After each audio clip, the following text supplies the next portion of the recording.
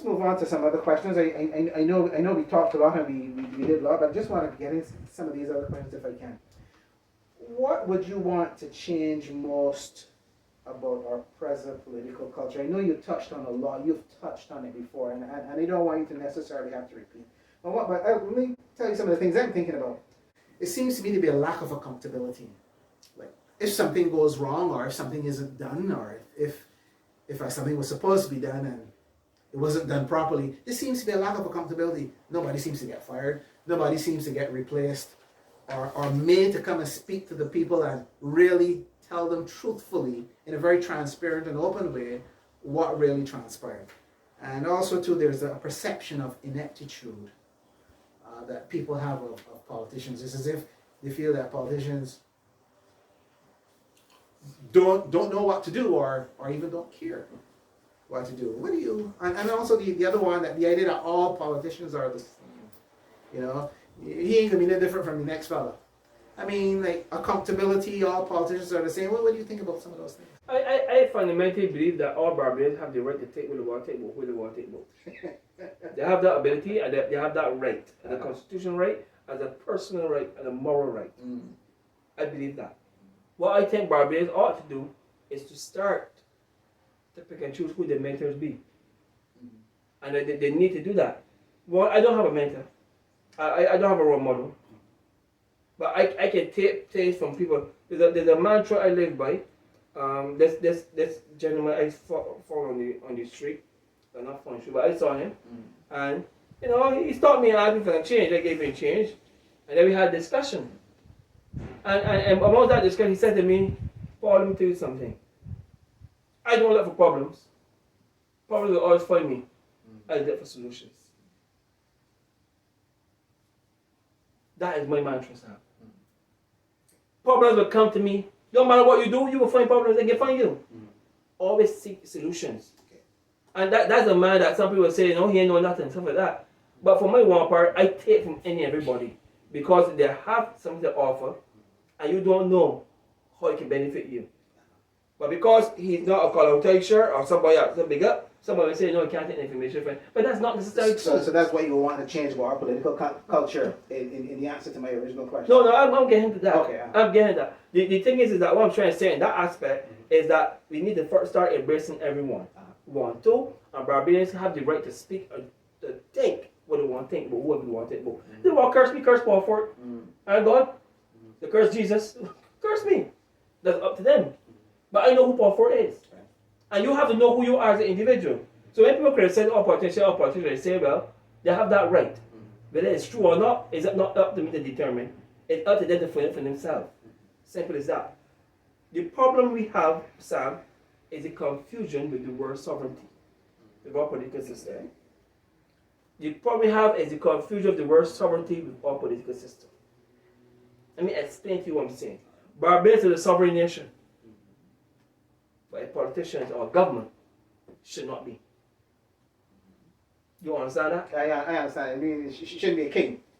Shouldn't be a king. Our government is sovereign. Our country is sovereign, sorry. But our government are answerable to the people. Right. So it cannot be sovereign. But Barbadians tend to believe that once a person becomes a member of parliament, they exhibit some level of sovereignty. That is not right.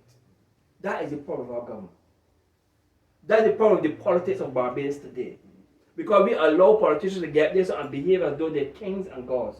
I know of time we had a politician who used to use the police service to get escort from one part of the country to another.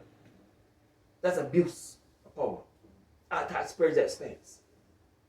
Unofficial business or unofficial business? You will tell you, I'm not going to get that talk. Oh, really? Okay. You understand? And that's at the expense of Barbadians. Right.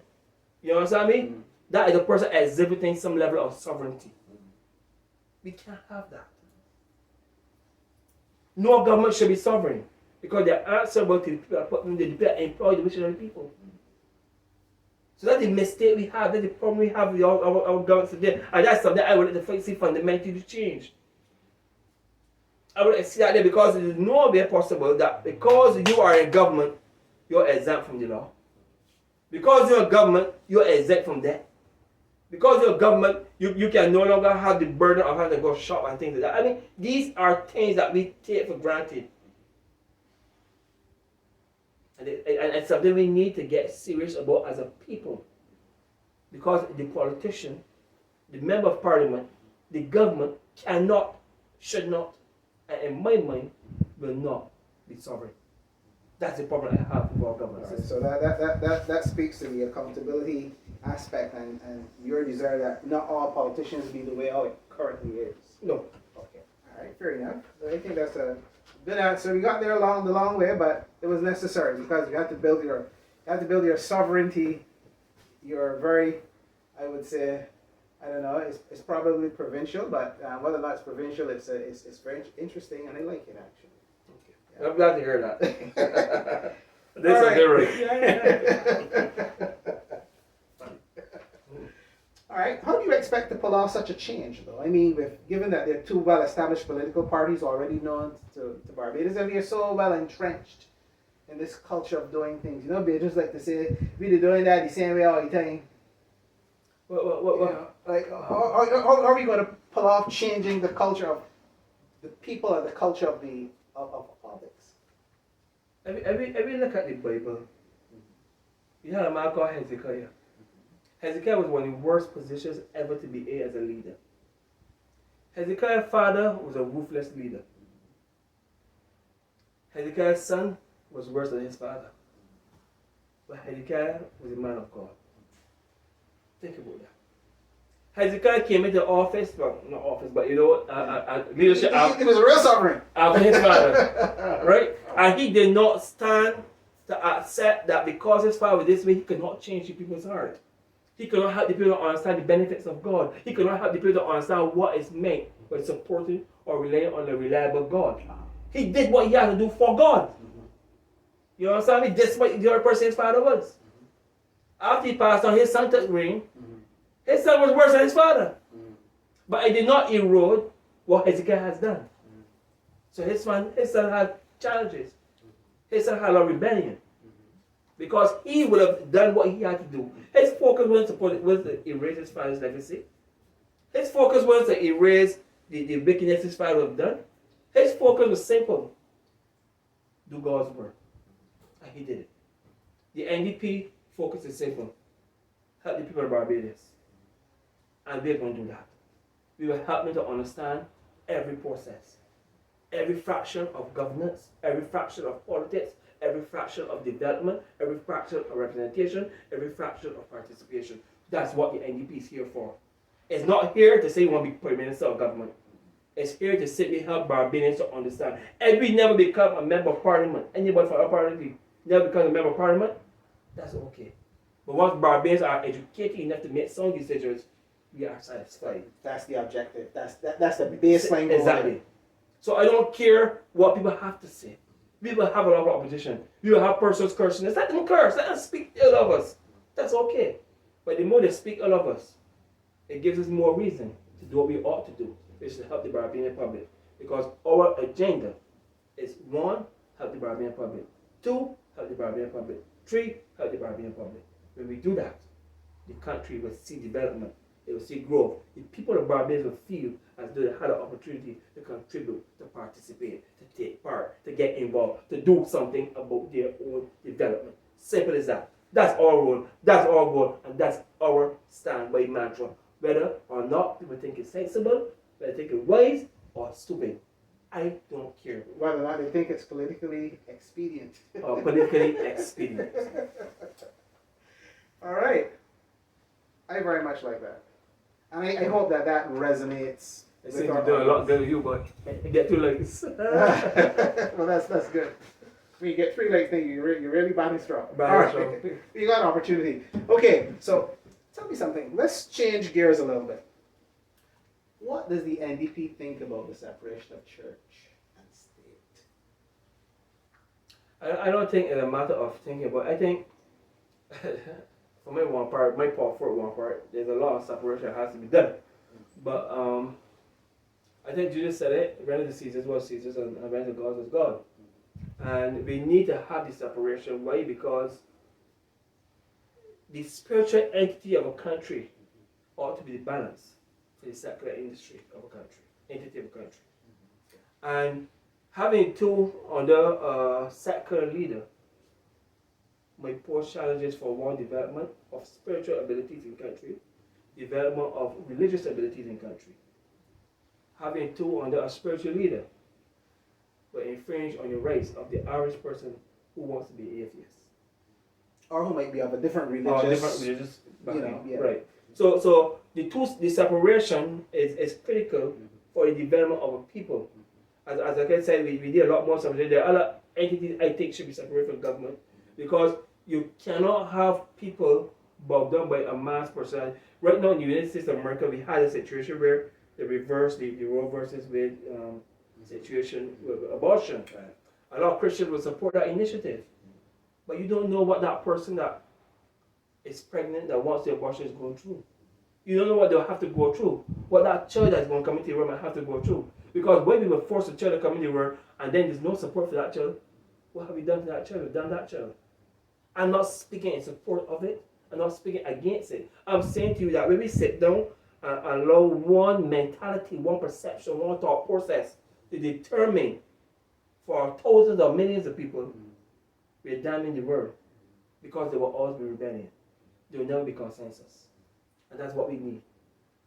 So I think the separation of church and governance is critical. State and church is critical for the development of a country, because the spiritual side shall always have the ability to say to the government without any repercussions, you're going wrong. You're threatening the face of God. And that's the worst place to fight. You know what I'm saying? And once the church can do that effectively, without any political rivalry, without any political input, then I think we can have a balanced country where we can understand the spiritual aspect versus the physical and the mundane aspect. Simple. And I think one benefit of separation of church and state is that it preserves religious freedom. Yeah, big time. But it does, because I might be Christian, you might be Hindu, somebody else might be Muslim. Yeah, but and if I'm in power and I'm a Christian and I link Christian values to the state, then it makes it difficult for a Muslim or a Hindu to practice their conscience. Right, and also with separation too, you need to be careful, because you don't want to put one entity, one denomination as the overarching God. Right. Because we say Anglicans, it's pretty much Barbados is probably known as Anglican Church of England, yeah. And we have a lot of different denominations across the island. The Anglican Church has not stepped down on these. They have not crapped down on these and say you can't have them. They've pretty much embraced them, which is good. And once you have that embracing of religious freedom, then nothing's going to go wrong, in my opinion. But once you start to infringe on that religious freedom, then you have serious issues. So I think when you talk about separation of state, you have to talk about that, yes, but you've got to make sure that nothing is put in place to really curtail the freedom of the enthusiast who wants to be, just creative, they want religious open. Right. Simple.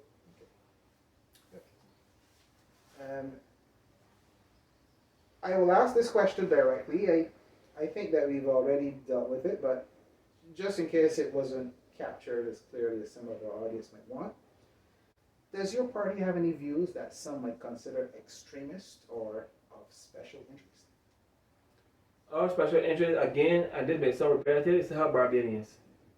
One, we're not extremists, but obviously the international country that would think so, that we seek to develop our people first and negate their implementation of programs, policies, and issues on Barbados.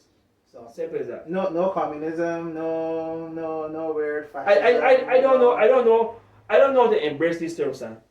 I mean, we talk about leftists, we talk about central, right wing, we talk about communism, we talk about socialism, we talk about democracy. All these factors play a part in what is governance.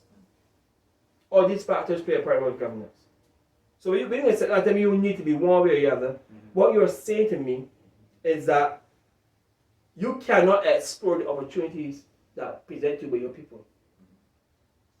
The man that have the leftist view, I might be a right winger. The man have the left wing view, may have a better opportunity to help the country. So because our right can't help him, is that fair to the country? The country needs help. Why my thought process has to be critical in order for the country to get help? When it's the better way to help the country? You know what I'm saying? The communist view might be able to help us. The dictator might have something to present that makes sense. In other words, there might be something that is traditionally considered, for example, let's use a bad word for the United States, socialism. There might be a socialist view that you might lean towards, like free healthcare, for example. But another country might balk at the idea of universal healthcare. What? You should pay for your healthcare yourself. I'm not paying healthcare for you. So yes, I understand from that perspective where you would want to embrace the different ideas that people might have or solutions that might be more relevant given the current circumstances or given the time that we are in. Somebody might come up with a concept that might not be traditionally, these political views ought to be, for example. These political views ought to be seasonal or circumstantial. Simple as that. Okay, so in other words, when something what comes best fits the time. Exactly. And I mean, we ought to get to that point. You may have a democratic government that experiences a lot of instability in the country for some reason or the other, and they go to martial law. Is that not a dictatorship? Yeah. Is that not a communist regime? Or you might have a democratic state that is democratically racist. Exactly. So you can't say to me that we need to follow one way or the other. I mean, you can say that, but I don't have to follow it. But the thing is that we need to allow people in the country to really contribute to the development of the country. And once you have that, you have consensus. When you have consensus, people are going to start to see and understand why you put certain things in place. And until that happens, Sam, we are going to find ourselves in a position where we're fighting this view, that view. I hate to hear these terms. I hate to hear this. In Italy, we just had a different perspective come to power. And her mentality is that she's going to do what it takes for the country. And she hasn't changed the policies of the other side. She's still entrenched in that there. So I mean, she's doing what she has to do, but she's still entrenched. Because what happens is that people understand the development of the country. You ought to understand the development of the country first. Your view cannot be seen as the end or the be all. It cannot be. And that's the problem in those terms. So these local terms or what you want to call them, these fancy terms or whatever. For my one part, I don't embellish it because I believe that circumstances drives us in a certain direction. Some persons say necessity is mother of invention, circumstances is mother of terms.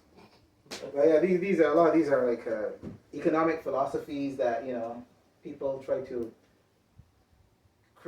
generate a certain taxonomy for, like a certain naming convention, and say, okay, but this one we will classify this as socialism, this one we will classify this as democracy, and of course, there's a lot of overlap sometimes between the various ones. So, but for our audience sake, you are not traditionally, in terms of what we traditionally understand, you're not communist or you are not some ist or socialist. How can you not see ism. Socialism as a part of democracy?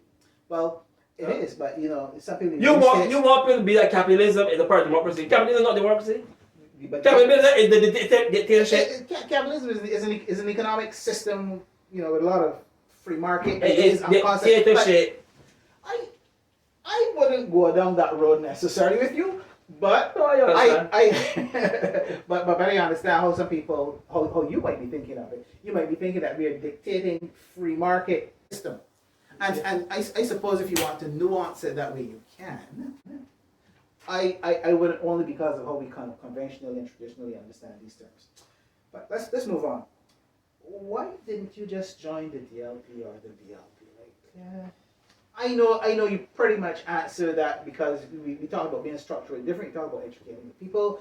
We talk about wanting to do things differently. We talk about putting Barbados first, country first, rather than political agenda or party first. But somebody may wonder, well, if you feel so passionate about it, if you can articulate yourself so well about what needs to be done, why didn't you just join one of these parties and try to create that change from within, an established party, and then launch yourself much better than what you could do now? Because I want to be 100% different. I'm starting the ADP with the understanding that we have no ties to any system of belief. You have no ties to any system of people. You know what I'm saying? And with joining one of the two parties you spoke of, if I join one of those parties, I have the content with what they have in place. Right. I have the content what they have. Not that I don't want to be a team player, but the thing about it is that the Barbarian cannot suffer again. I'm not underpowered. I'm not going to support that. And I'm not saying these two parties are going to cause me to suffer, but I'm saying these two parties have proven to us time and time again they're not different to each other, except in name. We want to engage the Barbarian public. The Barbarians are a party, Democratic Party has not shown that outside the elections. During elections, you have a lot of engagement and stuff like that, but when it comes to policy making, Barbarians are told what to do. They don't go back to people. The NDP doesn't want to do that. Simple as that. To show how much it will be, anytime we campaign in this country for elections, we're not going to go up and present big campaigns of how these people are presenting. That's how much not going to spend. We'll do things to help people. If they vote for us, they vote for us. If they don't vote for us, well, what the heck? We will do things to help people because that's our aim. We're not even going to be satellites of the voter who is voting in his own personal and private self-interests. You vote how you want to vote, that's what you. NDP doing its best for Barbados. Exactly. Whether they like it or not, you have the option of saying you're not going to vote for us. I will not put against you. We will still help you because you're a Barbadian citizen. You're a Barbadian national. You're a Barbadian. You're living in a Barbadian society. We will help you. But we will never say to you, vote for us. We will never say to you, go over there and put your X next to one of our names. Because the aim isn't just to win government. The aim is to develop Barbados. And if another party can do it with our support, we will support them. Right. Currently, we think the Prime Minister has been doing a lot to help the country. And yes, we have some disagreement with some things she's doing, but we can support and we can effectively say that she's tried. And we've seen that effort. But we're not going to simply say, man, she's doing anything that can't waste. No. We know the Democratic Party has done things also to help the country. And they put policies in place that were beneficial to people. We know that. We can say that. But it seems as though being a part of one of these two parties, you're not allowed to speak freely. You're not allowed to speak your honest way. You can't say the other party did something good. You can't say it always has to be the detriment. We don't highlight problems. Solution oriented. That's it. We're not oppositional. We are in support of the development of the people of Barbados. The developed people country. So if the government is doing something, we will say they're doing something. If they don't say stupid, we will point it out. But we will point it out with solutions and not by criticism. Okay. Last two questions. Unless, of course, you have some of your own. Are you confident that you can... I feel kind of exhausted, man. I feel kind of hot seat. You are in the hot seat, but that's all right. You see, I actually started to get hot, man. But yes, go on.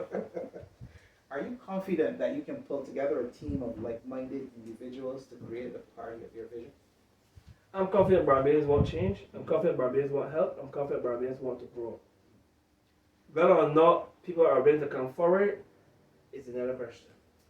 I can inspire people. I can motivate them to want to help. I can motivate them to want to get out there and do things to really help not only themselves but the community they're in within Barbados and helping Barbados on the whole. But whether or not I can bring them to the table to actually show their face a support of this is going to be a monumental task. And that's one I'm not prepared to fight. I'm going to present as I'm doing now. I'm going to give them the information they need to hear, and if they decide to come on board and are prepared to start standing to represent themselves, well, they're there. But I'm not going to go up this and try to convince anyone to join the NDP. Because I do not want any fractions. I don't want persons coming with an agenda. I don't want persons joining the party with the intention of fighting and bashing the government. We will not ever be a situation where we are bashing government. We bash policies, but never government. Never the party in power. Simple equation. Okay. So I can't say to you that I'm going to put that effort out there. We're going to present the information. If persons see the opportunity and see the desire to waste time and help themselves, but I know NDP is the place. Okay. What would you like to say to anyone who is interested in becoming a member of the National Democratic Program? Check out our Facebook page, National Democratic Program. It's NDP Barbados. NDP space Barbados is our Facebook page. You can check that out. I think we're on Instagram also. Yes, we're on Instagram, but we're not active yet on Instagram, but we will be very shortly. Yeah. Yeah. So you can do that and reach out to us on Facebook or Instagram, and we will respond to you. Again, the party isn't just to showcase anyone who's hungry for political power. The idea of the party is to really develop Barbados. So come with your ideas, come with your criticism. We don't mind that. What we want is your input, your participation in the development of the country and the world. And that's about it, yeah. Paul, thank you so very much. Thank you. This has been engaging, has been informative, even for me as a co-founder. Okay. Because you really spoke your heart out. And, I'm glad. I think that the people would have a much better idea as to who and what we are, what we envision, what we hope to provide. So ladies and gentlemen, thank you so very much for your patience.